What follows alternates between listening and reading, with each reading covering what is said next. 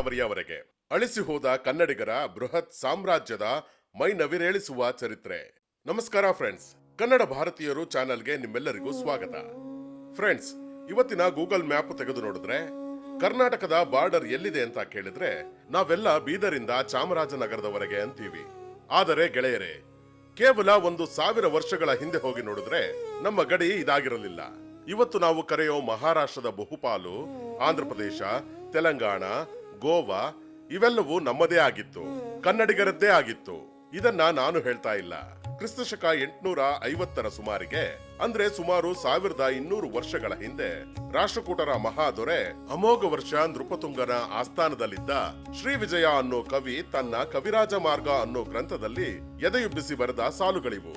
ಕಾವೇರಿಯಿಂದ ಮಾ ಗೋದಾವರಿ ವರಮಿರ್ದ ನಾಡಾದ ಕನ್ನಡದೊಳ್ ಭಾವಿಸಿದ ಜನಪದಂ. ಅರ್ಥಾತ್ ದಕ್ಷಿಣದಲ್ಲಿ ಹರಿಯುವ ಕಾವೇರಿಯಿಂದ ಹಿಡಿದು ಉತ್ತರದಲ್ಲಿ ಹರಿಯುವ ಗೋದಾವರಿ ನದಿಯವರೆಗೂ ಇದ್ದ ಭೂಭಾಗವೇ ನಮ್ಮ ಕನ್ನಡ ನಾಡು. ಇಮ್ಯಾಜಿನ್ ಮಾಡಿ, ಇವತ್ತು ಗೋದಾವರಿ ಎಲ್ಲಿದೆ? ನಾಸಿಕ್, ನಾಂದೇಡ್, ನಿಜಾಮಾಬಾದ್ ಈಗೆಲ್ಲ ಬೇರೆ ರಾಜ್ಯಗಳಾಗಿರುವ ಈ ಜಾಗಗಳಲ್ಲಿ ಅಂದು ಕನ್ನಡದ ಬಾವುಟ ಹಾರಾಡ್ತಾ ಇತ್ತು, ಕನ್ನಡಿಗರ ಖಡ್ಗ ಜಳಪಿಸ್ತಾ ಇತ್ತು. ಹಾಗಾದರೆ ನಮ್ಮ ಕನ್ನಡಿಗರು ಅಷ್ಟು ದೊಡ್ಡ ಸಾಮ್ರಾಜ್ಯವನ್ನು ಕಟ್ಟಿದ್ದು ಹೇಗೆ? ಸುಮ್ಮನೆ ಕೂತಲ್ಲಿಗೆ ಆ ಭೂಮಿ ಸಿಕ್ಕಿತ? ಖಂಡಿತ ಇಲ್ಲ. ಅದರ ಹಿಂದೆ ಸಾವಿರಾರು ಕನ್ನಡಿಗರ ರಕ್ತದೋಕುಳಿ ಇದೆ, ಬಲಿದಾನವಿದೆ, ಅಸಾಮಾನ್ಯವಾದ ಶೌರ್ಯವಿದೆ.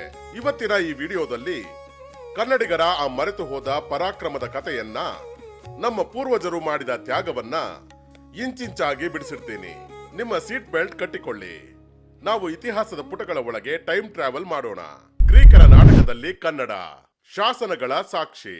ಕಾವೇರಿಯಿಂದ ಗೋದಾವರಿಯವರೆಗೆ ಸಾಮ್ರಾಜ್ಯ ಹಬ್ಬುವ ಮುನ್ನ ಅಸಲಿಗೆ ಕನ್ನಡಿಗರ ಅಸ್ತಿತ್ವ ಜಗತ್ತಿಗೆ ಗೊತ್ತಾಗಿದ್ದು ಯಾವಾಗ? ನೀವು ನಂಬಲ್ಲ. ಸುಮಾರು 2ನೇ ಶತಮಾನದ ಗ್ರೀಕ್ ನಾಟಕವೊಂದರಲ್ಲಿ ಕನ್ನಡದ ಪದಗಳಿವೆ. ಈಜಿಪ್ಟ್ನ ಆಕ್ಸಿರಿಂಕಸ್ ಅನ್ನೋ ಜಾಗದಲ್ಲಿ ಸಿಕ್ಕ ಗ್ರೀಕ್ ಪ್ಯಾಪಿರಸ್ ಬರಹಗಳಲ್ಲಿ ಕರಾವಳಿ ಕನ್ನಡಿಗರು ಆಡುವ ಮಾತುಗಳು ದಾಖಲಾಗಿವೆ.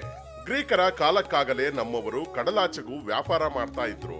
ಇನ್ನು ಕ್ರಿಸ್ತಪೂರ್ವ 3ನೇ ಶತಮಾನದ ಸಾಮ್ರಾಟ್ ಅಶೋಕನ ಶಾಸನಗಳು ನಮ್ಮ ಚಿತ್ರದುರ್ಗದ ಬ್ರಹ್ಮಗಿರಿ, ರಾಯಚೂರಿನ ಮಸ್ಕಿಯಲ್ಲಿ ಸಿಕ್ಕಿವೆ. ಅಂದ್ರೆ ಅಶೋಕನ ಕಾಲದಲ್ಲೂ ಈ ನಾಡು ಅತ್ಯಂತ ಪ್ರಮುಖ ಕೇಂದ್ರವಾಗಿತ್ತು. ಆಗ ಇದನ್ನು ಕರುನಾಡು, ಅಂದರೆ ಎತ್ತರದ ನಾಡು ಅಥವಾ ಕಪ್ಪು ಮಣ್ಣಿನ ನಾಡು ಅಂತ ಕರಿತಾ ಇದ್ರು.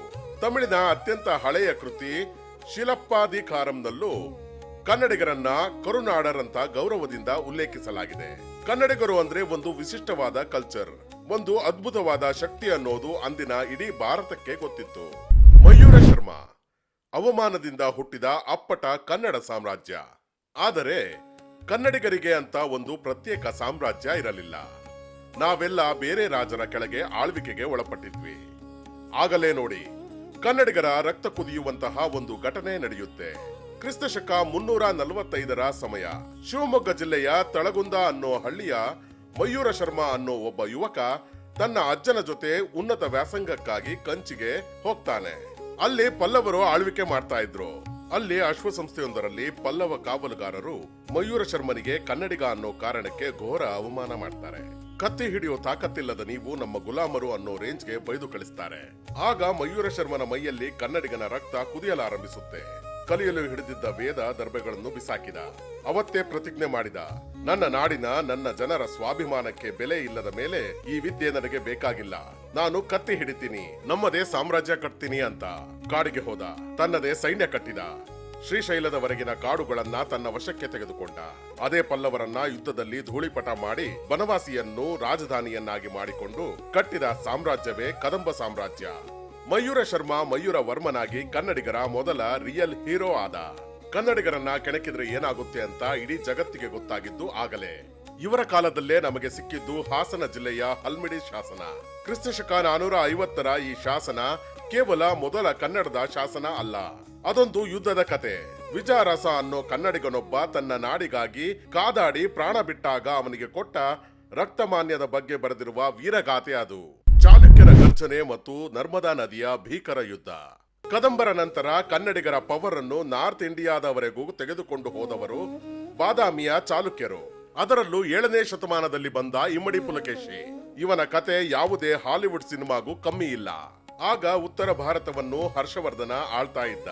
ಅವನು ಎಂತ ಪವರ್ಫುಲ್ ಅಂದ್ರೆ ಇಡೀ ನಾರ್ತ್ ಇಂಡಿಯಾವನ್ನ ನಡುಗಿಸಿದ್ದ. ಅವನ ಸೈನ್ಯದಲ್ಲಿ ಸಾವಿರಾರು ಬೃಹತ್ ಆನೆಗಳಿದ್ದವು. ಉತ್ತರ ಭಾರತವನ್ನೆಲ್ಲ ಗೆದ್ದಿದ್ದ ಹರ್ಷವರ್ಧನನ ಕಣ್ಣು ಈಗ ದಕ್ಷಿಣದ ಮೇಲೆ ಬಿತ್ತು. ತನ್ನ ಬೃಹತ್ ಸೈನ್ಯದೊಂದಿಗೆ ನರ್ಮದಾ ನದಿಯ ದಡಕ್ಕೆ ಬಂದು ನಿಂತ.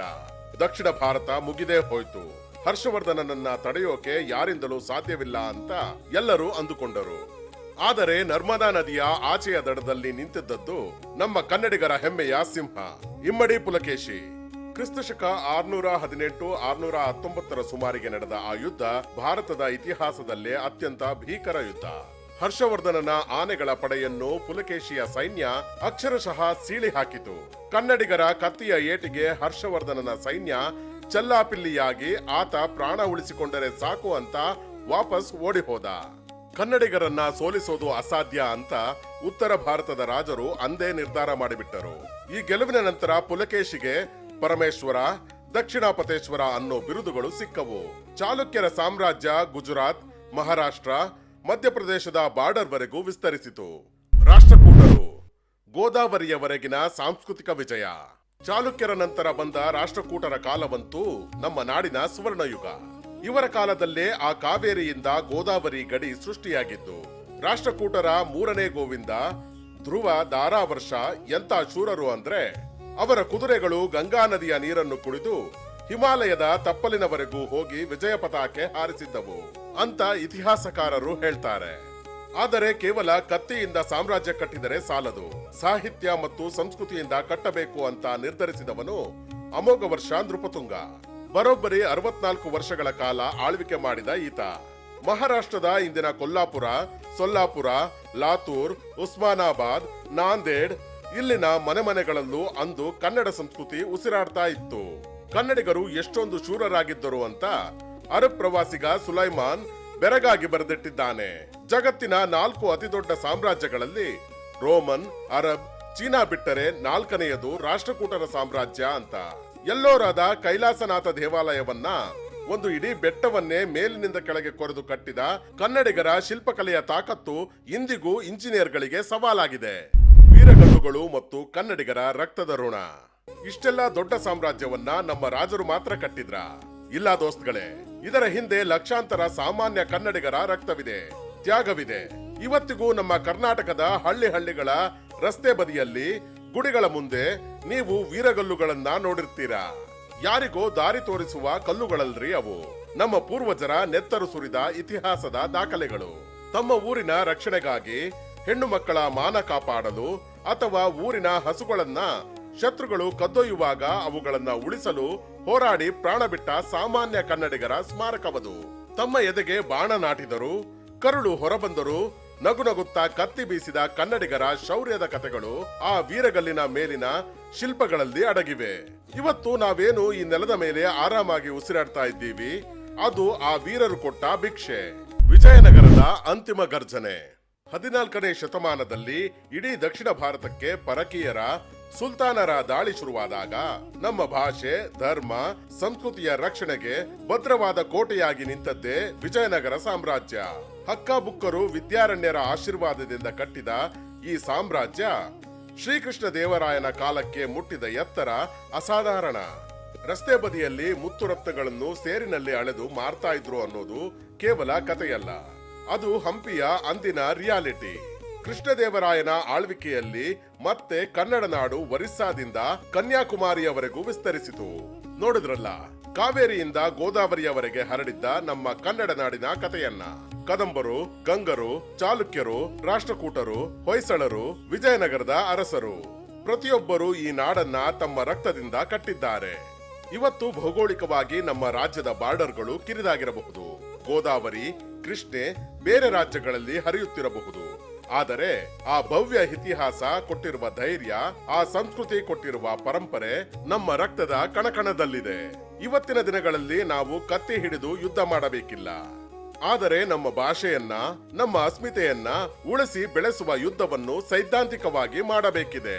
ನಾವು ಜಗತ್ತಿನ ಯಾವುದೇ ಮೂಲೆಯಲ್ಲಿರಲಿ, ಎಷ್ಟೇ ಸಾಫ್ಟ್ವೇರ್ ಕೋಡ್ಗಳನ್ನ ಬರೆಯಲಿ, ಎಷ್ಟೇ ಇಂಗ್ಲಿಷ್ ಮಾತನಾಡಲಿ, ಆದರೆ ನಾವು ಕನ್ನಡಿಗರು.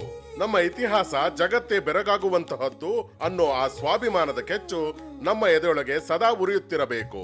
ಈ ನಮ್ಮ ಇತಿಹಾಸ ಪ್ರತಿಯೊಬ್ಬ ಕನ್ನಡಿಗನಿಗೂ, ವಿಶೇಷವಾಗಿ ನಮ್ಮ ಯುವ ಜನತೆಗೆ ತಲುಪಬೇಕು. ಈ ವಿಡಿಯೋನ ಪ್ರತಿಯೊಬ್ಬರಿಗೂ ಶೇರ್ ಮಾಡಿ. ಸಿಗೋಣ ಮುಂದಿನ ಎಪಿಸೋಡ್ನಲ್ಲಿ. ಜೈ ಕನ್ನಡ, ಜೈ ಕರ್ನಾಟಕ.